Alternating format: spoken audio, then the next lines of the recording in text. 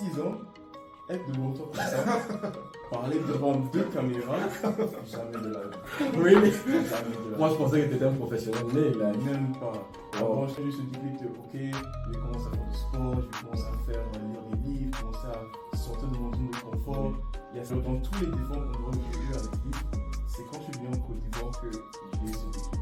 C'est quand je suis arrivé en Côte d'Ivoire que j'ai eu ce déclic de marketing, that's what I want to do. C'est quand j'ai eu ce déclic que Casey, je veux me lancer une autre et je lance ça. C'est quand Toi, tu penses d'ailleurs du retour en Afrique, par exemple. Est-ce que tu te vois retourner en Afrique? 100%. Pourquoi? Je trouve qu'en tant qu'Africain, c'est mon devoir de repartir et puis bâtir quelque chose de concret là-bas, de pouvoir contribuer, participer au développement de mon pays, non seulement de mon pays, mais du continent et aussi. Il y a quelqu'un qui m'avait dit quelque chose il y a 3 mois, et il m'a dit, les gens comme vous ont la capacité de non seulement motiver les gens, les encourager et aussi dans le haut. C'est un gaspillage de ne pas prendre ça et puis de contribuer au pays en fait. Right? Le fait de savoir que toi comme ça, tu ne sais pas casser ça par mindset, il y a beaucoup de gens qui regardent, il y a beaucoup de gens qui apprennent de ça. C'est un gaspillage de gaspiller, de mettre ses talents de côté et de ne pas donner ça à ton propre pays, donner ça à ton propre continent. Donc c'est un peu ça qui. Salut tout le monde, j'espère que vous allez bien. Salut Franck, ça va bien? Super, et chez toi? Ah oui, ça va très bien en tout cas. Aujourd'hui, je reçois pour vous Franck, un ami, puis quelqu'un qui est quand même connu sur les campus, un leader aussi. Aujourd'hui, nous allons quand même parler aussi de son parcours, par exemple, de comment il est arrivé au Canada, par exemple, de comment il s'est intégré, de comment après il a commencé à travailler, entre guillemets, pour faire évoluer sa vision, puis mettre en place certaines structures que je pense tout un chacun connaît en tout cas, que ça quitte for Africa ou même Causerie Discutons par exemple, auquel j'ai déjà quand même participé aussi. Ce sont des très belles initiatives. Donc aujourd'hui quand même on va un peu faire les points sur tout ça, puis on va voir pourquoi monsieur s'est lancé dans tous ces projets. Ça marche, pas de souci. Alors, Franck, pour quelqu'un qui ne te connaît pas par exemple, comment pourrais-tu te présenter? Donc déjà, avant de te présenter, je tiens à te remercier pour merci. l'initiative Issachar Mindset. On a eu à discuter un peu du nom, de l'origine du nom et tout ça, et franchement c'est hyper intéressant. Oui. Donc à force, les encouragements, et puis on a hâte de voir comment ça évolue. Ah oui, merci beaucoup en tout cas, c'est un plaisir. Super.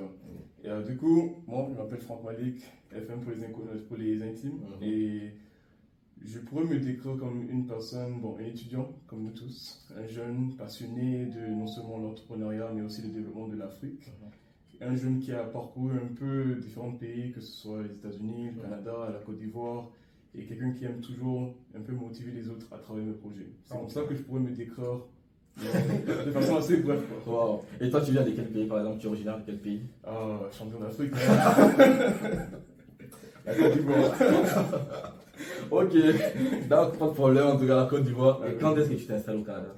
Alors, je me suis installé au Canada en juin de 2022. Ah, ok. 2020 plutôt, ça fait 4 ans maintenant. 4 ans, ah, C'est ok. ça. Et pourquoi avoir quitté la Côte d'Ivoire, le plus beau pays d'Afrique?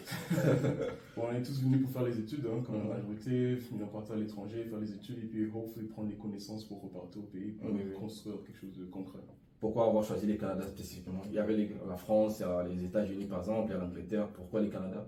Pour moi, le Canada, j'ai eu à vivre ici avant, ok. Là en fait, donc c'est pour ça que c'était un choix un peu plus normal pour moi, ok, un peu plus de maîtrise par rapport au terrain, donc c'était la décision la plus simple. Ah ok, intéressant. Et une fois arrivé au Canada par exemple pour les études universitaires, quelles étaient tes impressions, vivre par exemple tout seul? On était en train de parler off mic, tu me disais que tu n'avais pas de famille ici par exemple. Qu'est-ce que ça fait de se retrouver dans un monde où tu n'as aucun lien entre guillemets familial proche par exemple près de toi, et tu dois quand même t'efforcer à étudier, t'efforcer à travailler, t'efforcer à aller de l'avant?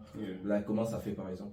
C'est sûr et certain que de temps en temps, quand tu rentres soit de l'école, soit du boulot et que tu sens pas l'odeur de la nourriture, tu n'entends pas tes frères. Il n'y a pas le banc à côté, ni à ticket. C'est ça. C'est sûr et certain que il y a un petit manque familial, culturel, l'amour de ton pays, mais c'est à chacun de pouvoir juste, te dire que tu es là pour quelque chose. C'est pour une période bien définie et qu'à la fin de la journée, tu vas sûrement repartir dans ton pays, profiter ou bien même te bâtir une vie ici aussi. Donc c'est vraiment juste savoir que you came here for a reason et que you're gonna get that done. Wow. Et comment toi, qu'est-ce que tu as mis par exemple en place de manière pratique par exemple, comme discipline personnelle par exemple, ou comme habitude de vie qui t'ont permis entre guillemets dépasser tous ces 4 ans, entre guillemets, sans famille, puis évoluer dans tes études, évoluer dans les travaux, évoluer dans toutes tes initiatives, par exemple? Donc, je dirais, dans cette optique de obstacle de ne pas avoir la famille, c'est de se créer une famille ici. Oui. Donc là, ici sur le campus, on se crée des frères, des sœurs, des amis. Pratiquement même, c'est un frère, ouais. C'est un frère, mon frère, c'est ça. Donc c'est se créer une communauté de gens autour de toi avec qui tu te sens non seulement à l'aise, mais des gens qui t'aident à, dans tes projets, à l'école. Genre, moi, je sais que j'ai des amis. Quand j'ai des problèmes statistiques, je les appelle direct. Si on veut statistiques. C'est ça, je les appelle direct, ils se mettent. Quand j'ai une idée sur un projet, j'ai des amis que j'appelle aussi pour avoir une deuxième opinion. Donc c'est vraiment se bâtir comme ta deuxième famille qui t'aide non seulement à l'école, dans ta vie personnelle, mais aussi dans la vie professionnelle que tu cherches à bâtir également.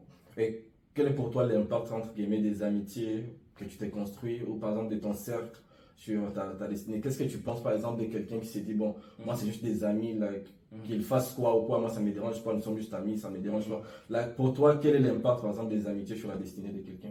Il y a une expression en anglais qui dit if you hang around the barbershop enough, ça c'est vrai.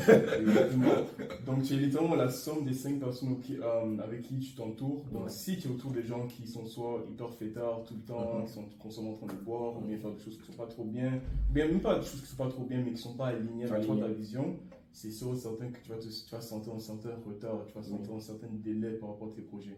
Mais si tu t'entoures de gens qui te motivent, qui te poussent, limite tu es en train de courir après eux parce que tellement ils vont bien dans la vie. Ça te motive tellement. Ça te motive tellement. Moi je sais que genre le réseau que nous tous on a pu se bâtir ici sur le campus, c'est grâce, tu parles avec une personne, la personne te connecte avec peut-être 5 personnes, et chaque personne, ça continue, c'est exponentiel. Donc, je pense que le fait de se connecter aux bonnes personnes, c'est tellement important because that's what helps you get to, point A to point B even quicker. Ah, ok, intéressant. Mais est-ce que, par exemple, dans ton parcours ici, tu as aussi eu à faire, par exemple, face à des mauvaises amitiés, par exemple, ou par exemple, après avoir été avec eux, tu te rends compte, peut-être qu'il faudrait que je change de cercle d'amis. Non, ça c'est sûr et certain. Surtout, je dirais, peut-être ma deuxième année ici au Canada. J'avais des amis proches, après qui commençaient à parler avec d'autres amis également, qui n'étaient pas nécessairement une bonne influence pour nous tous, ou bien qui n'avaient pas vraiment la même vision que moi. Et bon, comme toute personne, on fait la décision mutuelle de se séparer. C'est pas comme s'il y a la guerre, ou bien on est fâché, mais on comprend que, ok, toi, voici ta vie, voici comment toi tu veux mener les choses, et moi, voici comment moi je veux mener les choses aussi. Et on se sépare. On appelle du coup. Surtout ça. Bon, une fois alors arrivé par exemple au Canada, tu commences tes études. Qu'est-ce qui te pousse à commencer à t'intégrer activement sur les campus par exemple? Donc je sais que, on a tous vécu l'université, Covid, tout ça, il y a beaucoup de choses en ligne. Tout ça, c'est ça. Et puis moi je voyais beaucoup les activités du Walois à travers l'assaut des Ivoiriens, surtout l'assaut des Ivoiriens, puis d'autres assos aussi sur le campus. Et il y avait certains visages que j'avais repérés. Donc moi, je suis quelqu'un de très social. Malgré le fait que je n'étais même pas inscrit à l'université d'Ottawa, je commençais à causer un peu avec ces personnes. Ah, ok. C'est ça. Et puis ça m'a beaucoup aidé avec l'intégration parce qu'une fois arrivé, c'était plus like, hey, comment tu vas? C'était déjà, on savait quoi, C'est ça. Et puis ils ont pu m'aider à me connecter aux autres personnes également. Ah, ok. Et est-ce que tu peux parler quand même des initiatives que tu as eu à mettre par exemple sur les campus, en place sur les campus par exemple? Je pense que la plus grande initiative c'est Causons Discutons, fait par Kids Connect Africa. C'est vraiment un événement où on est là pour non seulement donner un espace ouverte où chacun peut parler sans palabres. Ça c'est important. Donner son opinion sur les différentes thématiques, que ce soit politique, économique, développementale, sur le secteur africain, et aussi apprendre l'un de l'autre. Le principe de Causons Discutons, c'est d'avoir un thème qu'on place et d'entendre les différentes perspectives. Parce que quelqu'un qui vient du Congo aura une réponse différente que quelqu'un qui vient de la Côte d'Ivoire, du Sénégal, du Mali, du Niger, du Kenya. Donc le fait de pouvoir apprendre de tout ce monde, de pouvoir connecter également dans un endroit, parce que à chaque fois qu'on fait un Causons Discutons, quelqu'un vient après me prendre de côté et dire je savais pas que cette personne pouvait faire une activité, c'est ça. C'est toujours, moi je pensais que lui il faisait juste basket, c'était juste un gars comme ça. Mais tu apprends une autre façade de tes différentes amis sur le campus, and I feel like that's the most important part about les Causons Discutons. Et qu'est-ce qui t'a principalement poussé à mettre ça en place par exemple? Qu'est-ce qui t'a vraiment motivé? Kids Connect Africa, on est là depuis 2018 et on a eu à faire beaucoup d'activités en Côte d'Ivoire, que ce soit des dons, des ateliers de leadership et puis même juste différentes activités communautaires. Donc moi quand j'ai quitté la Côte d'Ivoire, que je suis venu ici, et que les activités commencent à être un peu plus en baisse, Oui, tout ça, oui. on se dit, like, ok, c'est pas parce que je suis pas en Côte d'Ivoire Oui. qu'on va pas faire des activités. Donc c'est ça, on a commencé à parler, on s'est dit, like, ok, qu'est-ce qu'on peut faire? Et c'est là qu'on a eu l'idée, on a décidé de collaborer avec d'autres personnes ici sur le campus, et puis prendre l'idée et le rendre concret en fait. Ah, ok. Quelles difficultés, par exemple, tu as rencontrées au départ? Au départ, bon, j'étais tout nouveau sur le campus. Wow. Je connais qui. Ouais, c'est ça. Comment faire pour inviter les gens à Oui. venir. Donc c'est vraiment ça, je dirais, le premier obstacle. Mais la solution, c'était, comme toute chose, en trouver des ambassadeurs qui peuvent t'aider à intégrer certaines audiences. Oui. Donc, que ce soit à travers les associations, à travers des personnes bien connues sur le campus, à travers peut-être différentes organisations. C'est en collaborant avec eux qu'on arrive à avoir certaines audiences qui apprennent plus par rapport à Kids Connect Africa, qui commencent à s'intéresser aux causes en discutant et par la suite qui viennent d'eux-mêmes. Genre là, causes en discutant, je pense qu'on avait commencé en 2022 et là maintenant 2024, on va bientôt faire la 15e édition bientôt. À la Bientôt. Donc, c'est ça. Ah, ouais. Je me rappelle, je pense, la première fois que j'avais participé, il y avait, je pense, peut-être une quinzaine, une vingtaine de personnes. Puis après, quand je voyais même sur les réseaux sociaux, même quand je n'étais pas là, c'était toujours croissant. Après, c'était 30, après 40 personnes. 80. Après, maintenant, ils avaient des salles pleines, like, les gens manquaient de place, littéralement. Donc, c'était, I was like, wow, ça. Et ce qui était pour moi le plus intéressant, comme tu disais au départ, c'était la liberté d'expression. Like, on pouvait vraiment voir des gens qui, comme tu disais, c'était peut-être dans l'air coin un peu introverti, tout ça. Mais quand on a un sujet au milieu, par exemple, tu vois, ces personnes-là, la manière dont elles s'expriment, comment elles interagissent avec les autres, elles connectent avec les autres, et c'est cette différence-là qui nous unit dans une certaine mesure. Là. Le fait de voir plusieurs personnes réunies, donner des idées différentes, mais quand même elles se tiennent la main par après, puis that was pretty good en tout cas. Et par exemple, toi, quel est le sujet peut-être auquel que vous avez débattu au cours des causeurs discutons, qui a vraiment reçu beaucoup de feedback, par exemple, où toi-même tu t'es dit, wow, je pensais même pas que ça allait marcher comme ça, par exemple. Ok, je sais qu'il y a deux en particulier. Il y avait un qu'on a fait sur la méritocratie en Afrique. Et puis l'autre, c'était quoi? Je pense que c'est quelque chose par rapport au retour au pays. Wow. Le retour au pays, je pense que c'est celui où on a eu le plus de monde parce que les gens sont venus de donner leur opinion sur le fait est-ce qu'on devrait retourner au pays directement, est-ce qu'on attend un peu. Et le fait d'entendre juste different ways of thinking, je sais que les Sénégalais, c'est un peuple que j'aime beaucoup. Ils sont hyper, genre, they love the country so much. Et genre, quasi tous les Sénégalais dans l'audience, eux, c'était genre, going back, right? Wow. Alors que d'autres personnes de certains autres pays, c'était plus ok, on va attendre un peu, on va se créer un nom avant de partir là-bas. Donc juste voir un peu les différentes réalités, parce que certes, on se dit tous africains qu'on vit tous les mêmes réalités, mais on ne vit pas nécessairement tous les mêmes réalités back au pays. Ça c'est vrai. Il y a différents pays qui sont à différents états de leur évolution. Donc pouvoir apprendre par rapport au genre, c'est-à-dire Sénégal. Je ne savais pas qu'il y avait un ancien royaume qui s'appelait les Jolof. Ben moi, je savais pas. Moi, je viens d'apprendre un truc. Je ne savais pas qu'en Congo, par exemple, il y avait 4 langues nationales. Je pensais que c'était français, lingala. Donc là, j'ai pu apprendre beaucoup plus. Même chose par rapport aux relations entre Kenya, je pense que c'était Kenya, Tanzanie et puis Uganda. Apparemment, il y a tout un visa qui les lie par rapport à des voyages.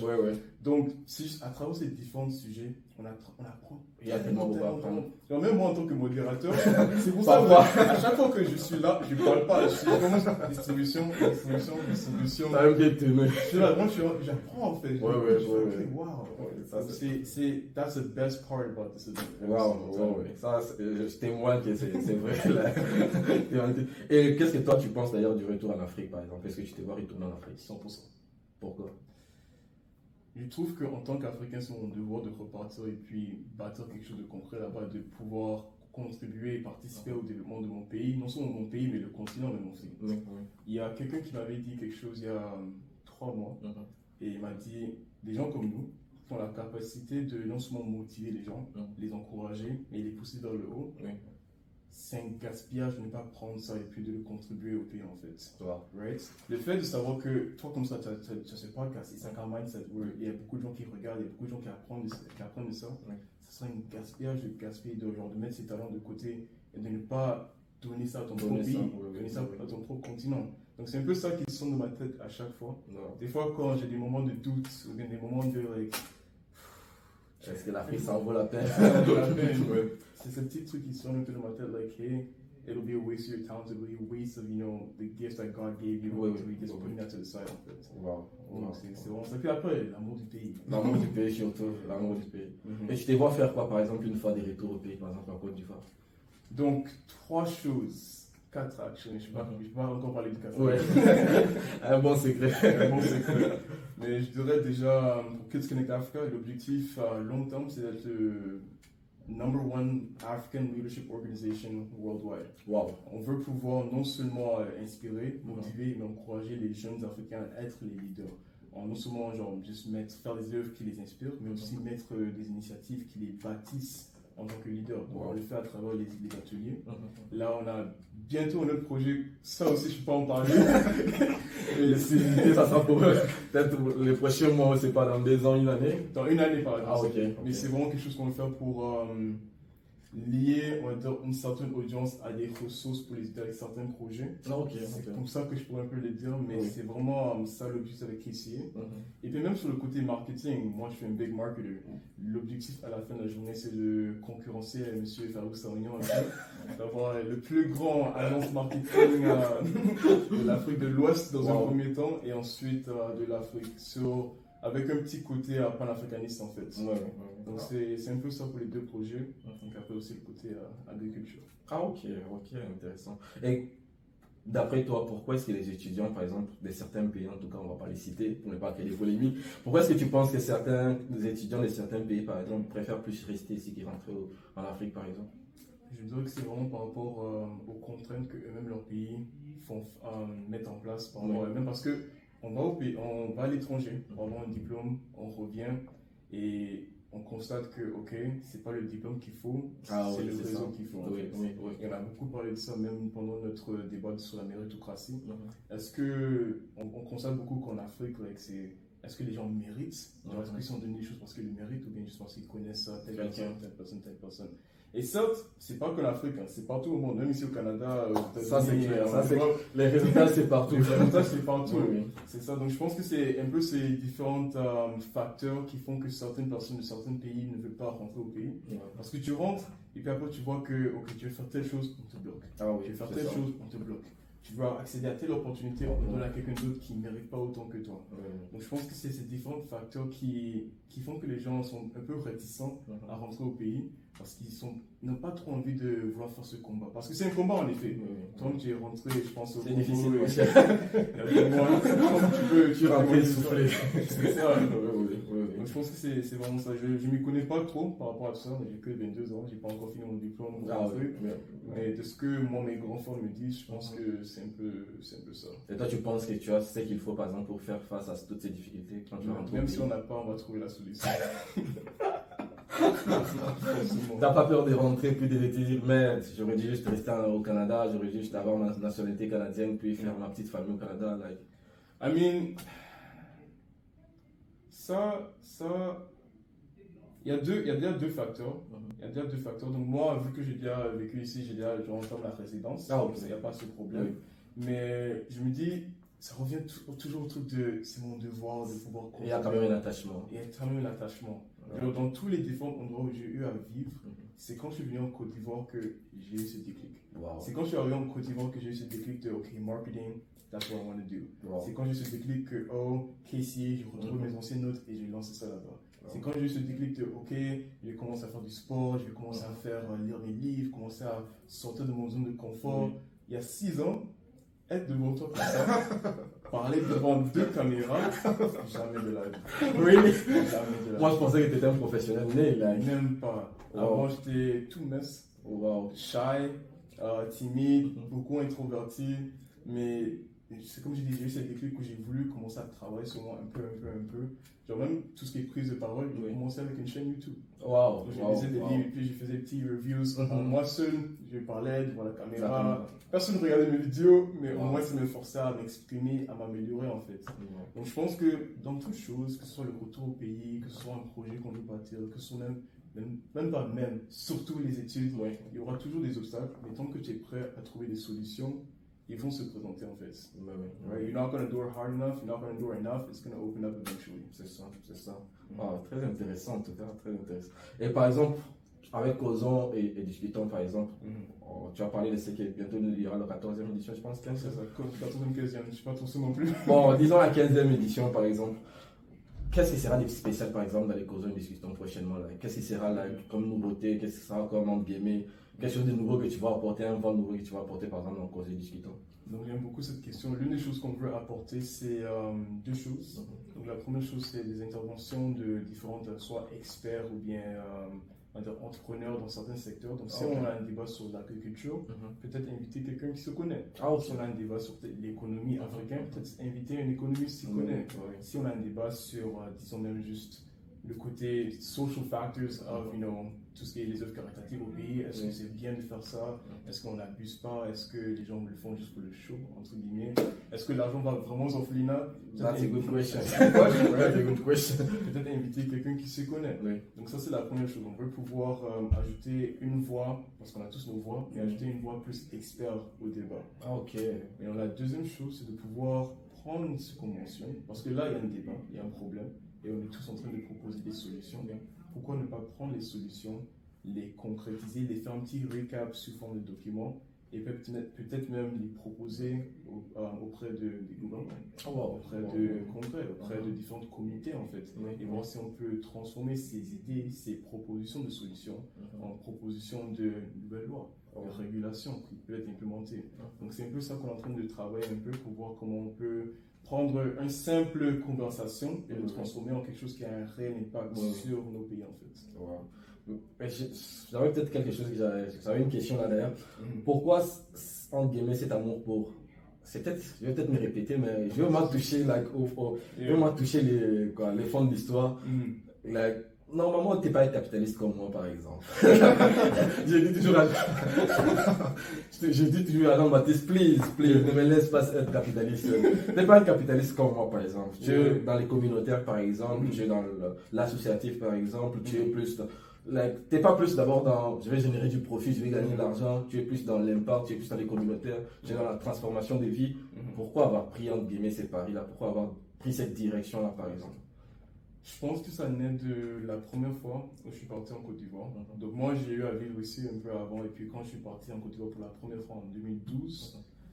Donc il faut comprendre que moi j'ai vécu en Alberta autour de gens, de pas vraiment notre communauté, si je peux dire comme ça.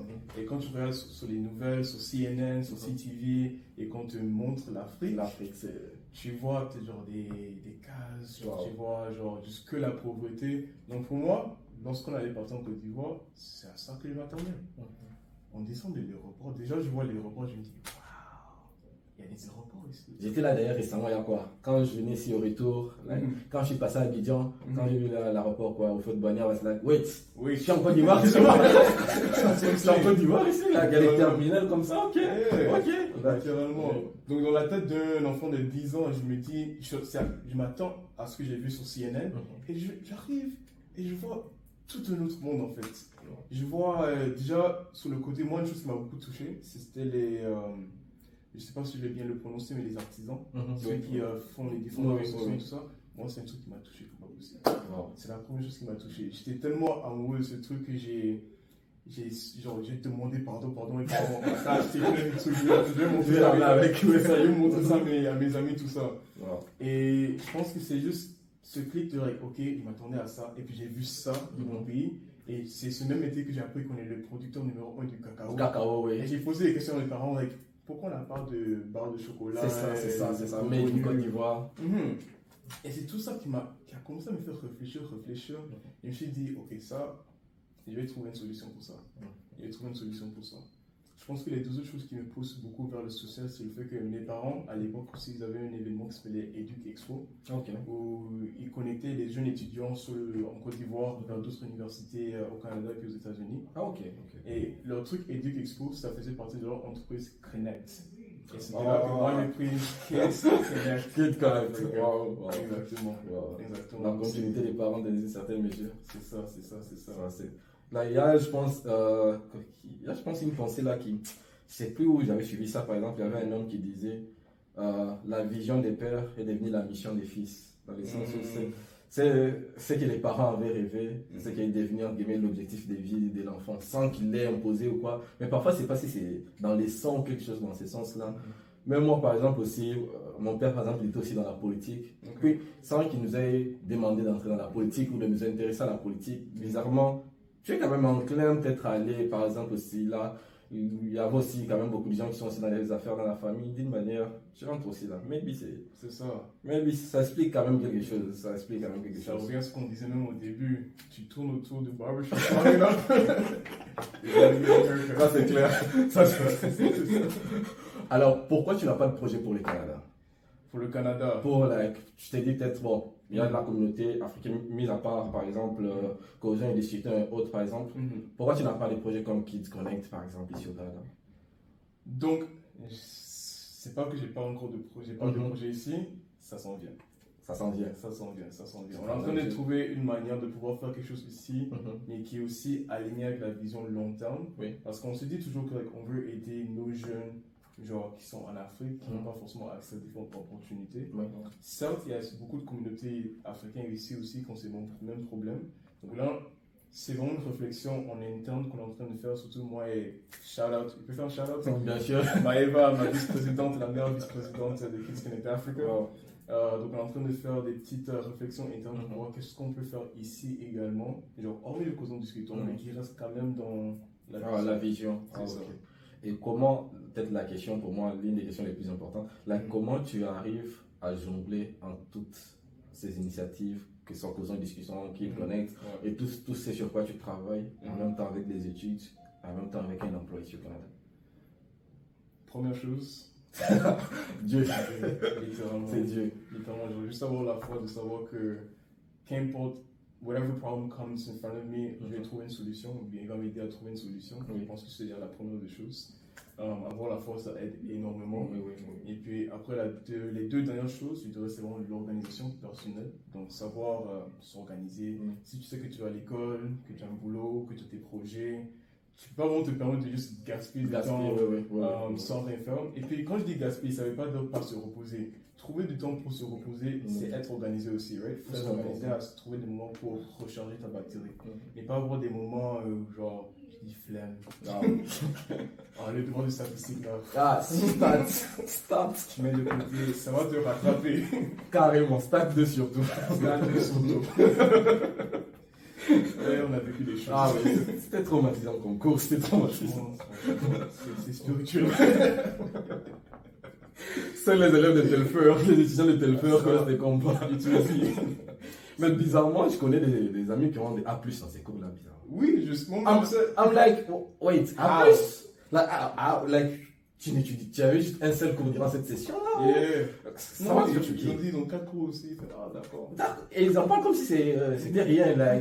Non, c'était A+, c'était un cours normal. I'm like, ok, my bad. On n'a pas tous les mêmes dents. On n'est pas appelés à faire les mêmes choses.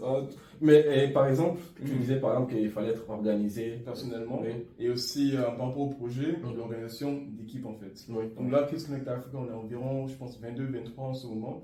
Donc le fait de non seulement avoir une grande équipe comme ça, mais aussi donner la responsabilité aux gens dans l'équipe. Donc nous, dans notre équipe, on n'appelle pas les gens vraiment genre directeur ou bien géreur de projet. On a notre groupe, c'est les leaders. Donc on a leader gestion de finance, leader gestion de projet, leader communication et marketing, leader richesse humaine. Richesse humaine. Wow. Donc c'est vraiment empowering other people to want to do what they want to do with KCA, dans ce département, de leur manière de faire aussi. Et leur faire confiance en fait. Je pense que c'est vraiment tout de confiance.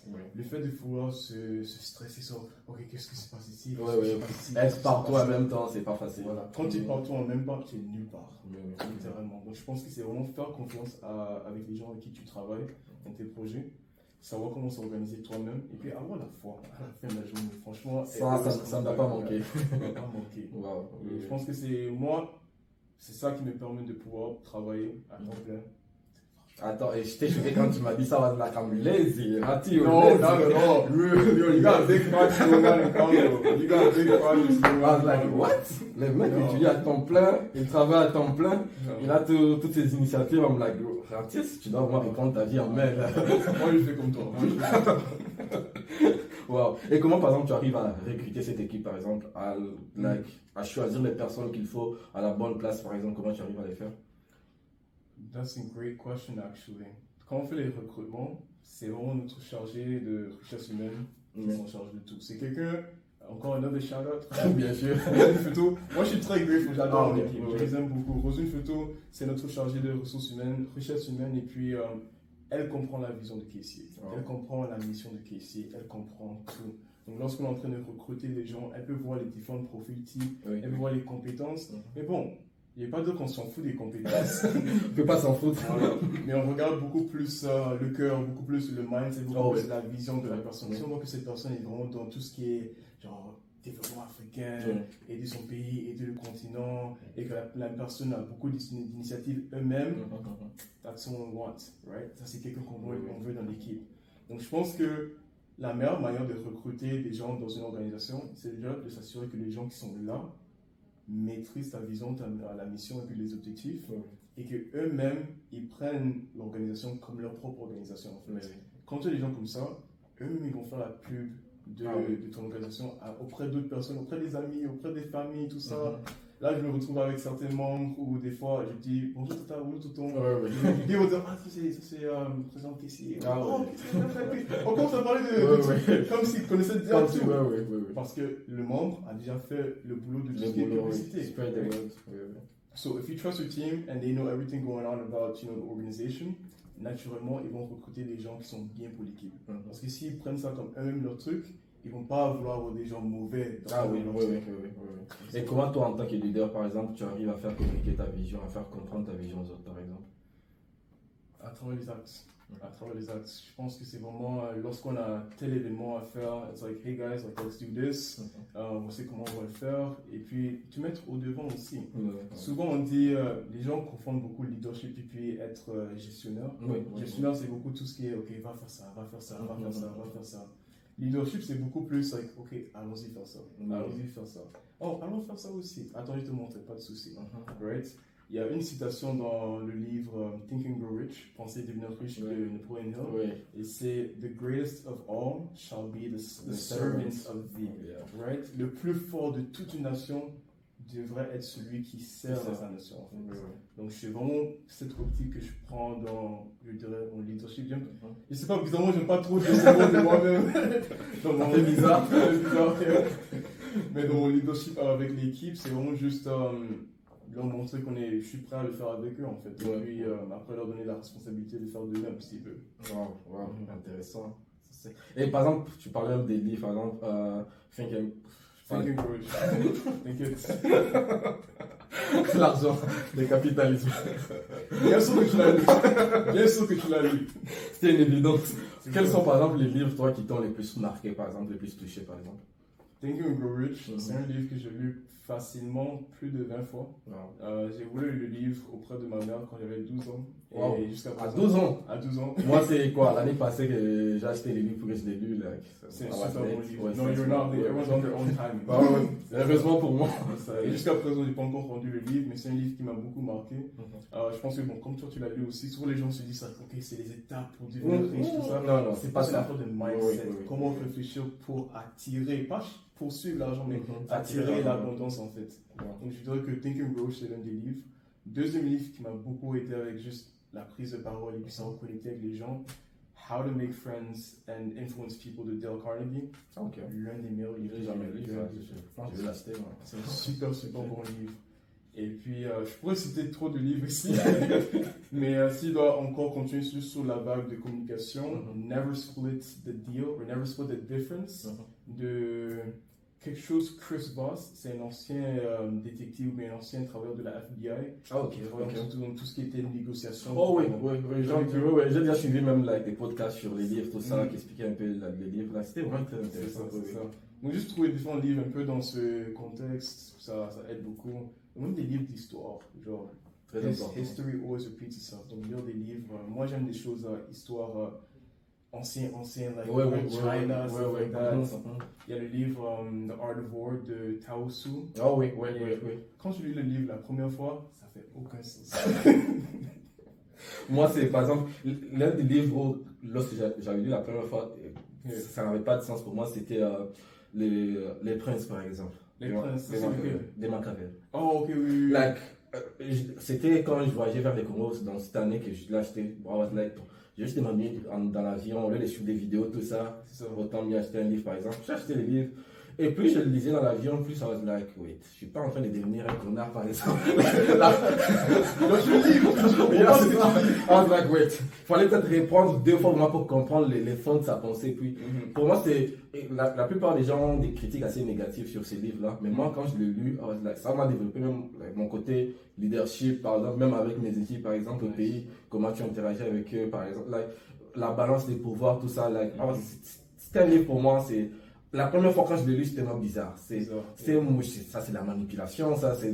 Puis après, quand vraiment tu relis encore un peu, tu comprends les choses, tu mets ça dans leur contexte, pourquoi il a écrit ça, qu'est-ce qu'il voulait sûrement dire par ça, tu te rends compte qu'il y a beaucoup de sagesse dedans. Je recommande ça aux gens, en tout cas, les princes, surtout pour les capitalistes comme moi, please.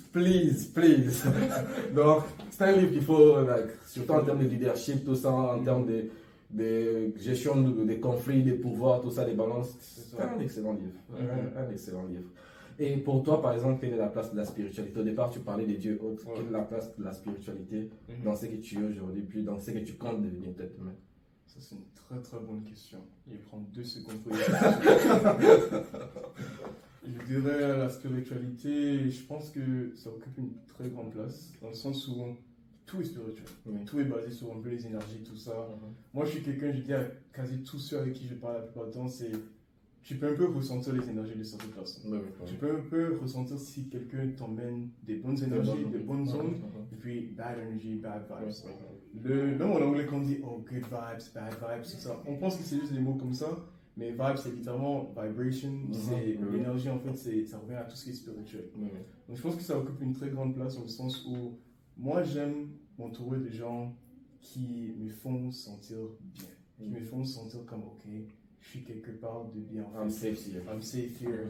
I can share my ideas. I can learn from these people. I know I'm actually going to grow with these people. De la même manière que quand tu es quelque part d'autre et puis genre, tu sens quelque chose de mauvais dans ton ventre. Genre, on l'appelle le gut feeling, mais il y a même un truc où les gens disent que le gut, c'est comme ton deuxième cerveau. Parce que c'est un peu connecté, genre il y a des chemicals que ton... Yeah, there's chemicals that your brain sends to your stomach or your gut, and vice versa en fait. Wow. Donc, et puis, je pense que c'est aussi un autre truc. Moi, je suis pas en biochimie. Mais je pense que c'est comme si tu disais que lorsque, avant la naissance, le cerveau ou bien, comme quoi l'estomac et le gut, c'est un peu kind of connected, et puis c'est après que ça se sépare. Après, moi, les formes de recherche aussi, mais je sais que je vais entendre ça quelque part. Il y a définitivement une connexion entre les deux. Donc, spirituality, big part of everything. Wow. Est-ce que je peux te retourner la question? Ça, je n'étais pas préparé pour ça. Bon, moi aussi, la spiritualité, en tout cas, c'est quelque chose de très important pour moi. Puisque même, je pense que récemment, il y a par exemple, il y a parfois des gens qui me posent des questions pour dire, est-ce que tu sers Dieu, par exemple? I'm like, yes. Puis ils disent, mais je t'ai pas vu servir à l'église, par exemple. Puis parfois, la réponse que j'ai, c'est en créant des entreprises, en créant des emplois, en motivant les gens, en transformant les vies des gens, c'est ma façon de servir Dieu. Et pour moi, que ce soit même dans les entreprises que je suis en train de créer, des initiatives qu'on est en train de mener, pour moi, c'est une façon pour moi de servir Dieu. C'est un service que je rends à Dieu. C'est quelque chose qui est lié littéralement à mon appel. C'est comme quelqu'un pourrait le dire, c'est la raison pour laquelle tu as été créé.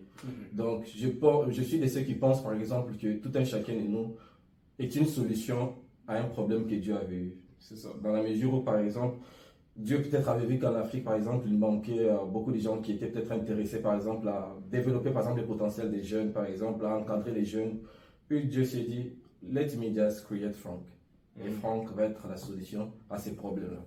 Et je pense que tout un chacun de nous est une solution à un problème que Dieu avait vu d'avance. Puis nous sommes appelés vraiment amener un impact dans chaque domaine là, que soit si tu es dans l'économie, ok, si tu es dans la finance, ok, si tu es, c'est pas dans l'associatif, dans le communautaire, peu importe les domaines où tu es, mais moi je suis de ceux qui pensent que peu importe le domaine où quelqu'un est, c'est sa façon de servir Dieu. 100%. Quand Usain Bolt par exemple court, puis il fait, c'est pas moi, 100 mètres à 9,50, c'est sa façon de servir Dieu. Pourquoi? Puisqu'il montre techniquement tout ce que Dieu peut faire techniquement avec un homme, like, 100 mètres à 9,50, man, c'est like, pour moi, c'est ça en tout cas ma relation à la spiritualité. Je suis de ceux vraiment qui pensent que tout un chacun d'une manière ou d'une autre, que tu le veuilles ou pas, like, que tu en sens conscient ou pas, très souvent nous sommes toujours en train de servir Dieu. Et je pense aussi que même d'ailleurs ces podcasts, tout ça, c'est une façon aussi pour moi de servir Dieu. Peut-être, on a reçu plusieurs feedbacks, par exemple, avec Jean-Baptiste, on en partageait même récemment. Il y avait des gens qui nous écrivaient pour dire, oh, je suis votre podcast, j'ai pris telle décision, je vais m'améliorer dans telle chose. Et ce n'est pas comme si on a utilisé la Bible, le Coran ou quoi pour prêcher, mais juste avec nos expériences, juste avec cette initiative, on arrive quand même à transformer des vies et on transforme positivement des vies. C'est ça l'objectif en fait. Ce que tu disais même franchement, déjà super deep, j'ai beaucoup aimé. Et moi j'ai une chose que je me dis chaque matin quand je me réveille. Merci Seigneur de m'avoir permis de voir un autre jour. Je sais que si je suis là, la mission sur la terre n'est pas encore finie. Ah oui, ça c'est clair. C'est ma phrase chaque matin. En fait. Ça c'est clair. Ça c'est vraiment, like, tant que tu es sur terre, malgré les difficultés, malgré les stress, malgré tout, ta mission n'est pas encore finie. Il y a toujours de l'espoir. Et moi, je dis toujours par exemple que la plupart du temps, on dit par exemple, quand il y a la vie, il y a encore de l'espoir. Mais moi, je dis, c'est quand il y a l'espoir qu'il y a la vie. Puisque quelqu'un qui vit sans espoir, c'est plus quelqu'un qui vit. C'est comme si tu étais déjà mort, littéralement. Et pour peut-être même rentrer à notre sujet du Canada, de plus en plus, on croise par exemple des étudiants qui dépriment. Puisque par exemple, étudier au Canada comme toi, par exemple, loin de la famille, c'est stressant. Parfois, c'est stressant. Parfois, il y en a qui payent, qui travaillent même pour payer leurs études. En même temps, ils travaillent pour littéralement payer leur maison, payer la nourriture, et en même temps ils doivent maintenir un bon GPA pour pouvoir graduate. La plupart des gens parfois craquent, like, tu peux voir des sourires comme ça, mais quand tu causes avec quelqu'un en profondeur, tu te rends compte que ça va pas, il y a beaucoup de choses à l'intérieur. Puis ces discussions, en tout cas, même l'idée derrière Issachar Mindset d'ailleurs, c'était juste pour montrer aux gens que like, ceux qui, entre guillemets, font des choses ou ceux qui arrivent à réussir, c'est pas parce qu'ils n'ont pas connu des difficultés, pas parce qu'ils n'ont pas aussi eu des nuits blanches, pas parce qu'ils n'ont pas aussi stressé, ils n'ont pas aussi eu peur. Mais malgré toutes ces difficultés-là, malgré tous ces stress-là, malgré toutes ces craintes, ils se sont quand même dit, eh ben, if I'm still alive, j'ai encore une mission, je dois encore l'accomplir. C'est ça, exactement. Exactement. C'est un peu ça ma conception, en tout cas, quoi, ici, de la vie, je pense. Peut-être prochainement, on aura même l'occasion d'ailleurs d'avoir une conversation avec toi, Jean-Baptiste et Armand, par exemple. Les Goats Calvin, please, Goats Calvin, on aura en tout cas à parler aussi même là, de cette intégration-là. Il y a beaucoup quand même d'étudiants qui nous écrivent qui sont déprimés, qui n'arrivent pas à évoluer d'ailleurs. Et d'ailleurs, comment toi tu arrives par exemple à t'intégrer par exemple sur le marché du travail par exemple, et par après même à trouver un travail là, comment est-ce que tu t'es pris par exemple toi? Un mot. Réseau. Waouh. Littéralement, je dirais non seulement le réseau, mais aussi se démontrer, se démarquer, se séparer du lot en fait. Donc, je vais commencer avec le réseau et puis après expliquer le. Donc le réseau, c'est comme, ça revient à ce qu'on disait au début, que souvent on pense que like, ok, on rentre au pays, tu as le diplôme, on va te prendre direct.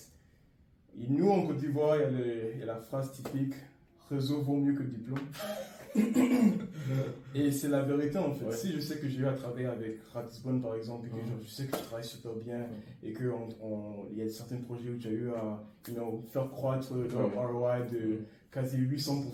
800% même. Très capitaliste. Si j'ai un autre projet qui s'en vient, c'est sûr et certain que je vais naturellement venir vers toi et dire hey, like, est-ce que ça t'intéresse? J'ai pas forcément cherché quelqu'un qui a le meilleur diplôme. Je sais que Ratisbonne il peut faire le truc, c'est que. Donc, c'est pouvoir se créer un réseau et puis montrer au réseau, like, ok, voici ce que je peux faire. Et lorsqu'il y a des opportunités, ils vont naturellement venir vers toi. Maintenant, comment se créer un réseau? Lundi même, je suis en train de parler sur un panel et je vais dire exactement la même chose que je dis là-bas. Si tu n'as zéro, et je veux dire zéro réseau, va sur LinkedIn, Instagram, Eventbrite, Meetup, trouve un événement, genre lambda quelque part, qui concerne un sujet que tu aimes bien, va là-bas, c'est même pas de ton objectif de suivre l'événement. Ton objectif, c'est de connecter avec au moins 15 personnes et puis de faire le suivi aussi. Parce que souvent, on va dans les événements, on prend le numéro de telle personne, on les contacte plus jamais. Ah oui, c'est ça, c'est ça. Moi, à chaque fois que je vais être dans un événement, le lendemain, je mets dans mon calendrier, OK, reply to all the people I connected with. Donc, je vais partir, je vais écrire, hey Andy, it was a great meeting you yesterday. J'aime beaucoup ce que tu fais par rapport à X, X, Y, Z, ton projet. Est-ce qu'on peut se rencontrer peut-être le mois prochain pour en discuter?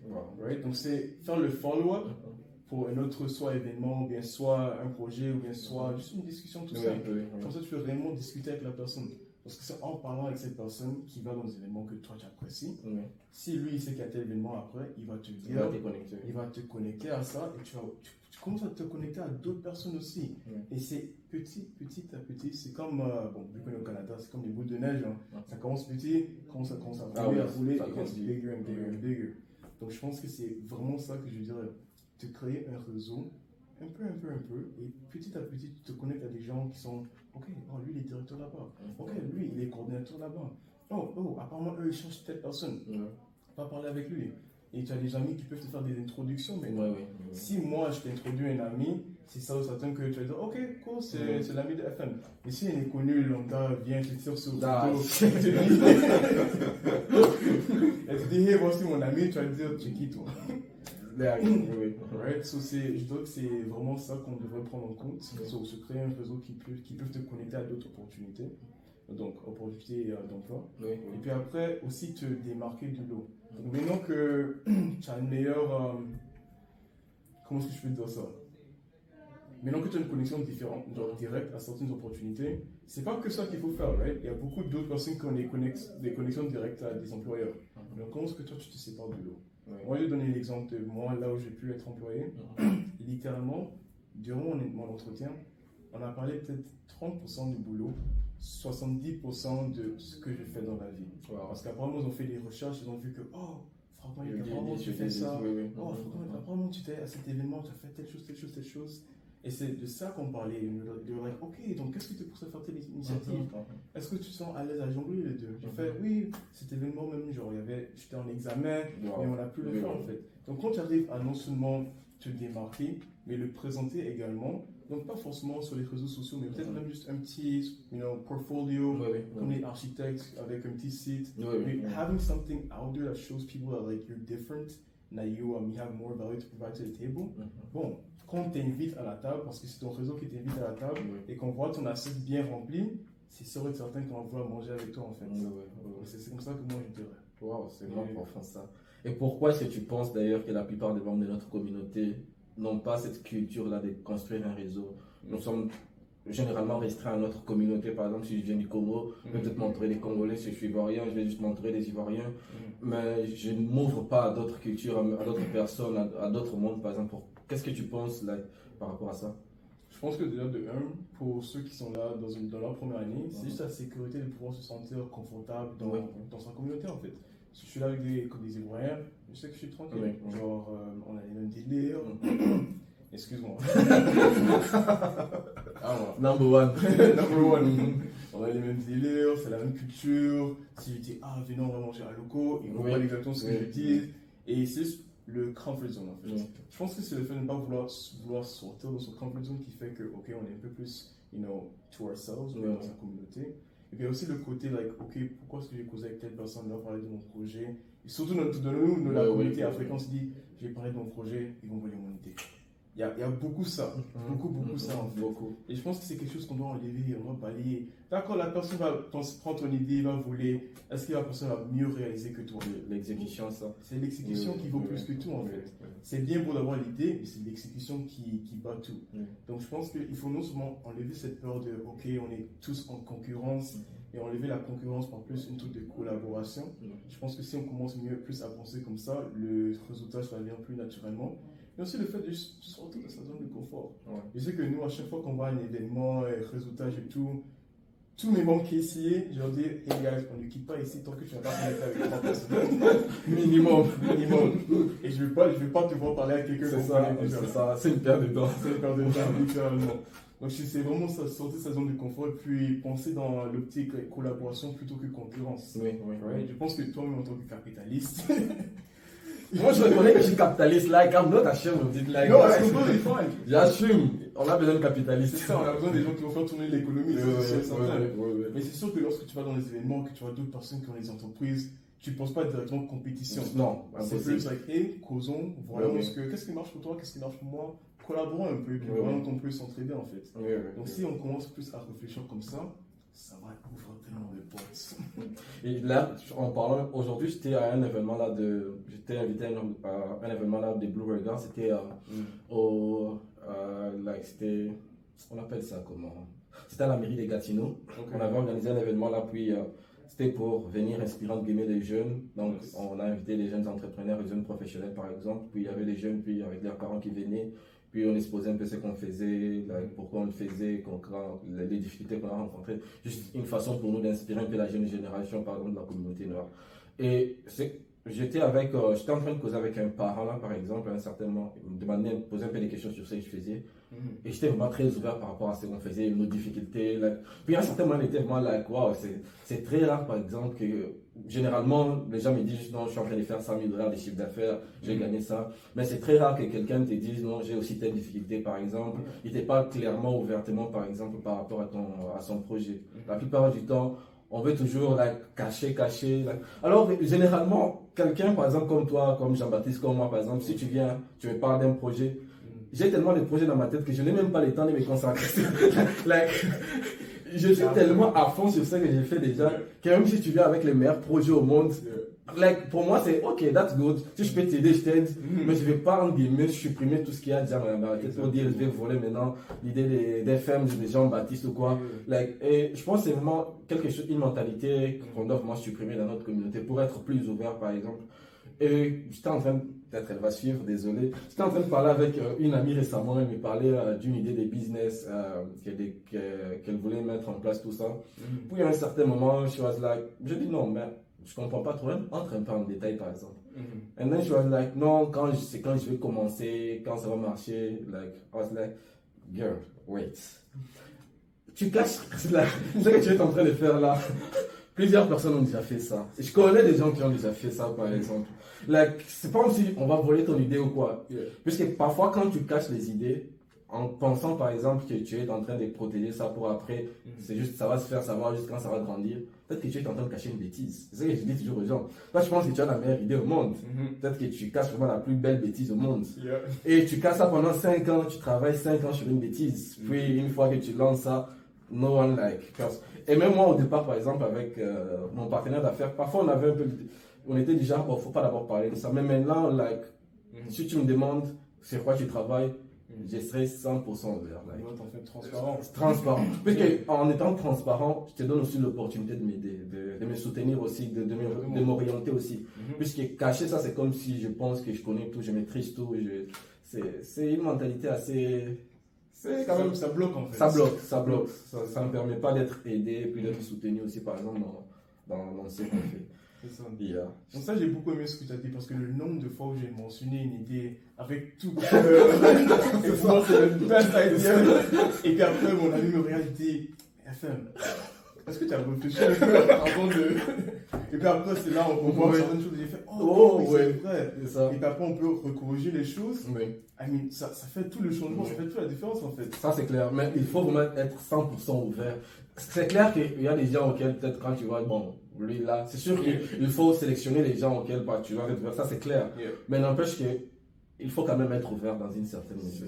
C'est moins important. Travailler sur un projet, puis t'enfermer seul dans ta chambre pendant 2 ans pour réaliser ces projets-là. Puis quand tu viens avec ça, les gens te disent, bon, c'est déjà depuis 5 ans on fait ça, ça ne marche pas d'ailleurs. Tu vois, tu as perdu littéralement 2 ans, 3 ans de ta vie. Tu aurais pu te faire aider, te faire soutenir avec des projets autres. Donc, essaie de parler de vos projets plus souvent. Ça évite des bêtises. Ça évite des bêtises. Ça évite d'entretenir une bêtise, comme moi je dis.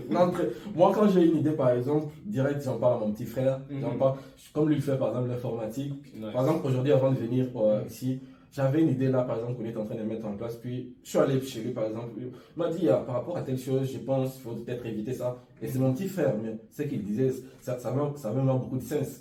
Et quand peut-être moi, je vais te présenter l'idée, tu vas penser qu'Irati est intelligent.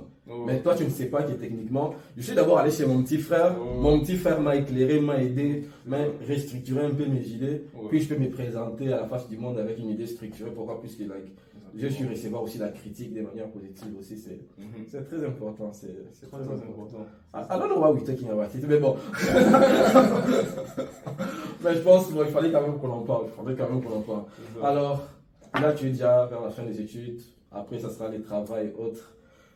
C'est quoi, pour toi, quand tu auras 65 ans, 70 ans, 80 ans? Wow. Pour toi, par exemple, ça serait quoi, par exemple, que tu voudrais te voir avoir accompli pour dire I made it? Okay. La vraie question. Tu as posé une bonne question, une vraiment bonne question. À 70 ans, déjà je serai toujours en activité. Bien sûr, la retraite c'est pas pour nous. La retraite c'est pas pour nous. Mais je pense qu'à mes 70 ans, j'aimerais bien être dans une situation où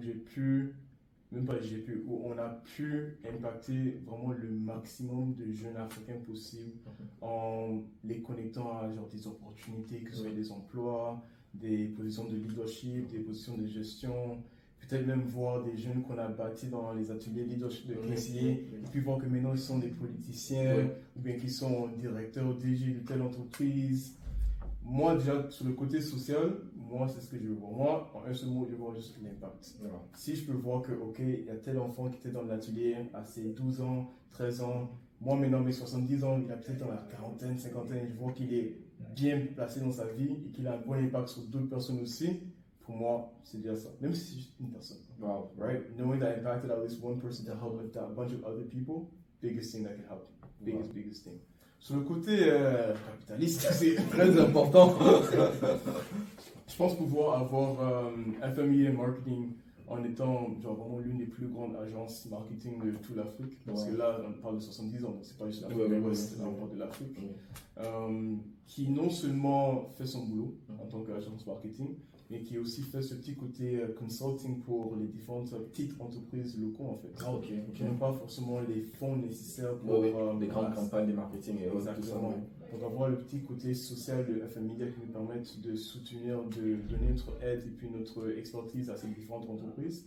Et puis aussi ces différents entrepreneurs qui ont ces petits projets qui veulent mener en fait. Si je sais qu'on a pu aider. En vrai, même sur le côté capitaliste, c'est vraiment l'impact. Partout, c'est l'impact. Oui. Mais vraiment les aider à partir eux-mêmes de leur projet, mais à travers FM Media, avoir un revenu assez stable qui me permet de vivre ma vie comme je veux, soutenir le besoin de ma famille, de mes parents, des petits-enfants, voire des très important. Et tout ça. Pouvoir voyager comme je veux. Moi, franchement, j'ai une vision de vouloir faire tous les 54 pays quasiment chaque 10 ans. Wow. Et un truc comme ça. Donc, moi, c'est vraiment ça ma vision. The social impact, the financial impact sur moi-même et puis ce que ça peut faire pour ma famille aussi. Donc, je trouve que c'est vraiment ça en fait. Wow. Mais non, j'ai que 22 ans, donc c'est une vision qu'on est constamment en train de rebâtir, de revoir, de recorriger. Parce que bon, comme tu as dit, il ne faudrait pas que je sois en train de nourrir une vision. C'est ça, la bêtise. Voilà, donc je continue toujours d'en parler avec les gens. Et puis si eux, ils voient peut-être. J'ai un ami qui souvent me dit pourquoi tu te limites à ça? Tu as plus de potentiel que ça. C'est ça. Donc on commence à élargir les gens. Et après, tu peux avoir d'autres amis qui te disent ok, FM, genre peut-être à tes 30 ans, c'est pas très très réaliste. Mais faisons un plan qui est un peu plus réaliste pour atteindre ses objectifs à tes 30 ans. Donc c'est pour ça que je dis que c'est la vision en ce moment. Ça va bien sûr changer en fait. Wow. Je pense qu'il y a l'une des plus belles paroles entre guillemets. C'est pas même où est-ce que j'avais entendu parler de ça. C'était, je pense, dans un film ou quelque chose comme ça. Mais c'était tellement resté dans ma tête que la personne qui avait dit ça m'intéressait même plus. C'était juste l'essence de ce qu'il était en train de dire. Je pense que c'était dans un documentaire d'ailleurs. La personne disait, par exemple, puisque la personne était aussi dans le marketing comme toi, par exemple, soutenait aussi des entrepreneurs, tout ça, mais elle était vraiment activement sur les réseaux sociaux et autres. Puis il y a une phrase que la personne avait dite qui m'avait vraiment touché. Les journalistes lui posaient, mais pourquoi tu fais ça, tout ça? C'est juste pour avoir la popularité, pour te faire connaître, tout ça. Et il avait dit, nous n'essayons pas d'être populaires, nous essayons juste d'avoir un impact. C'est le fait d'avoir un impact qui fait que maintenant nous sommes populaires. Mais ce n'était pas ça l'objectif. Et ça, c'est quelque chose qui jusqu'à aujourd'hui me conduit dans ma façon de faire les choses. La vision, comme tu étais en train de dire, c'est pas d'être populaire, c'est pas d'être connu, mais c'est d'avoir un impact dans la vie des gens. Qu'il y ait quelqu'un qui te voit en route un jour dit waouh, j'avais suivi ce que tu avais fait par exemple, ça avait transformé ma façon de voir les choses. Wow, j'avais participé à telle formation que tu as organisée, puis ça m'a carrément shift ma carrière, ça shift ma façon de voir. Ça, c'est plus qu'entre guillemets être populaire ou avoir 1 milliard de likes ou 1 milliard de followers sur. Ça fait tellement. Oui, ça fait tellement. Je me rappelle un jour, j'étais là en train de marcher à Telfer par exemple, puis il y a un étudiant de première année, moi je ne le connaissais même pas. Qui me regarde un peu bizarrement de loin, c'est comme si j'ai compris que c'est quelqu'un peut-être apparemment qui m'avait déjà connu bien avant par exemple. Puis il me demande oh, c'est Ratis Bon, I'm like yeah c'est Ratis. Oh, je veux vraiment te remercier depuis que quand j'étais au pays par exemple, je t'ai suivi sur les réseaux sociaux, comment tu t'es impliqué par exemple, et ça m'a vraiment motivé. Il m'a même parlé d'une idée là qu'il était en train de mettre en place, sans le savoir, sans peut-être savoir qu'il existait même littéralement. Mais c'est que moi je pensais être insignifiant ou petit, avec l'impact quand même qui était extrêmement grand dans la vie des autres. Et c'est tout ça même l'impact même d'ailleurs de ces podcasts qu'on tient maintenant chaque dimanche littéralement. Donc chaque dimanche nous aurons au moins un épisode.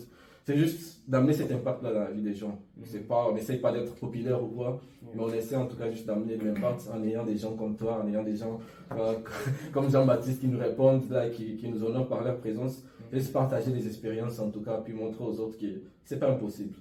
On peut être jeune ne veut pas dire être bête. On peut être jeune mais être conscient par rapport à sa destinée, à sa vision, à sa mission, tout ça. Puis il y avait l'un de mes mentors. Un jour, il me disait, Rati, dans la vie, quand même, quand tu seras en train de faire des business et autres, même si je dis que je suis capitaliste, l'argent, ça va, ça vient. L'argent sont les billets, ça peut brûler. L'argent, c'est pas ça l'objectif d'une vie. Tu ne dois pas faire de l'argent l'objectif d'une vie. Mais l'objectif d'une vie, c'est voir des vies changer au travers de toi. Ça, c'est la plus grande récompense, entre guillemets, même que tu peux avoir par après. C'est ça qui motive de continuer. C'est ça. Ça motive en tout cas. Ça donne beaucoup de force. Ça donne beaucoup plus de force qu'avoir $1000 qui tombent sur ton compte, $10 000 qui tombent sur ton compte. Quand tu vois quelqu'un qui te dit, wow, FM, really, j'ai participé à ta séance de leadership ou de consulting la fois passée, ça m'a vraiment inspiré. Voici comment j'étais avant, maintenant, voici comment je suis, voici comment je travaille sur ma vie. Ça vaut plus que, entre guillemets, toutes les acclamations. Il y avait, il y a 3 mois, je pense, j'avais reçu un courriel d'une lycéenne ici à Ottawa. Et je n'ai même pas vous mentir, j'ai failli pleurer. J'ai exprimé, j'ai envoyé à ma VP, ma Eva, et puis j'ai fait, oh my god, wow. Elle était en train de m'expliquer que, hey, j'ai suivi à tel panel, tel événement, tu as parlé un jour, tu as répondu à une de mes questions par rapport à un projet que je vais faire en Haïti, et comment on pourrait le concrétiser. Je voulais vraiment prendre le temps de te remercier. Tu as vraiment fait ce déclic de savoir que c'est possible en tant que jeune. Et voici mon plan. Je compte le faire d'ici 2025. Garde-moi, keep me accountable. J'ai répondu, thank you so much. This means so much more to me than you can ever imagine. I will 100% keep you accountable. And I'm looking forward to seeing your projects come alive in 2025. Que Dieu le soutienne en tout cas cette personne qui réalise en tout cas ses objectifs de vie. Puis là, nous sommes déjà à la fin, c'est pas si on a... Je n'ai même pas regardé la montre. Ok. C'est pas si on a passé combien de temps, mais si tu avais un petit mot, entre guillemets, de la fin, par exemple, à donner à quelqu'un, si tu avais un conseil, une orientation, si tu avais quelque chose à dire, ce serait toi, par exemple, ici. Je pense que je vais finir avec mon fameux slogan, de savoir que another day, another opportunity. C'est quelque chose que je dis chaque jour, je mets en story tous les jours, tout ça. Mais c'est pas un truc que je mets comme ça parce que c'est cool ou bien c'est nice, mais c'est vraiment parce que chaque jour, c'est une nouvelle opportunité de soi apprendre, d'aider quelqu'un, de contribuer, de commencer une collaboration, de faire une erreur, d'apprendre de ses erreurs. Donc je dirais vraiment à tous ceux pour finir ce podcast, je dirais que prends chaque jour comme une leçon qui t'emmène vers le devoir final de ta vie. Merci en tout cas. Merci à toi, c'était un plaisir en tout cas de nous avoir honoré avec ta présence. Puis j'espère qu'on aura encore peut-être à faire d'autres épisodes par après, parler un peu des sujets plus spécifiques, et soit par rapport, c'est pas moi, à l'associatif par exemple, par rapport à tes autres idées, aux autres initiatives. Et comme je disais, on doit, please Calvin, please Yes, Calvin, on doit please, come back. Donc là, je pense, on va faire l'effort avant peut-être même la fin du, avant la fin du mois d'août, avant la reprise des cours, puisque là, avec ça sera chaud. Là, ça sera chaud. Donc, avant la fin du mois d'août, par exemple, de faire quelque chose avec, avec Armand, avec Jean-Baptiste, par exemple. Essayer un peu de partager, en tout cas, des expériences, faire aussi. Là, ça, je pense que c'est vraiment quelque chose de très intéressant aussi, ce qui pourrait aussi être inspirant, en tout cas. Puis, pour vous qui nous avez suivis, please, commentez, likez, partagez la vidéo en tout cas. Partout. Et oui, mais le plus important en tout cas, prenez ce qu'on vous dit ici pour... prenez ça, ne prenez pas ça juste pour argent comptable, mais inspirez-vous juste. Nous sommes juste des jeunes comme vous, qui avons aussi des faiblesses, qui avons aussi des échecs, qui avons connu aussi beaucoup d'échecs. Mais si nous tenons debout, c'est pas parce que nous sommes les plus forts, les plus intelligents, ça n'a rien à voir. Mais c'est juste puisque nous sommes persistants, nous sommes constants dans ce qu'on veut, puis on a quand même une vision. Donc, suivez-nous en tout cas, puis si jamais d'une manière ou d'une autre, une phrase vous a touché, vous voudrez peut-être qu'on parle un peu plus d'un sujet par exemple, que je réinvite encore d'ailleurs. Please, commentez pour que je les réinvite, il va accepter plus facilement. Donc, on aura toujours, vous pourrez même nous suggérer d'ailleurs des sujets, donc ça serait intéressant par exemple. Là, on a parlé presque de tout et de rien. Donc, si vous voulez par exemple qu'on parle d'un sujet un peu plus en profondeur, donc vous pouvez toujours nous suggérer en tout cas. Donc, c'était un plaisir en tout cas. C'était Issachar Mindset. Là, c'était parcours chaque dimanche à partir de 16h. Vous avez une vidéo en tout cas avec un leader. Aujourd'hui, nous avons eu M. Franck. Puis prochainement, nous aurons encore d'autres leaders aussi de la communauté. Si vous voulez aussi participer, vous pouvez toujours nous écrire aussi pour participer aussi à ces podcasts. Donc, merci en tout cas pour ton temps, man.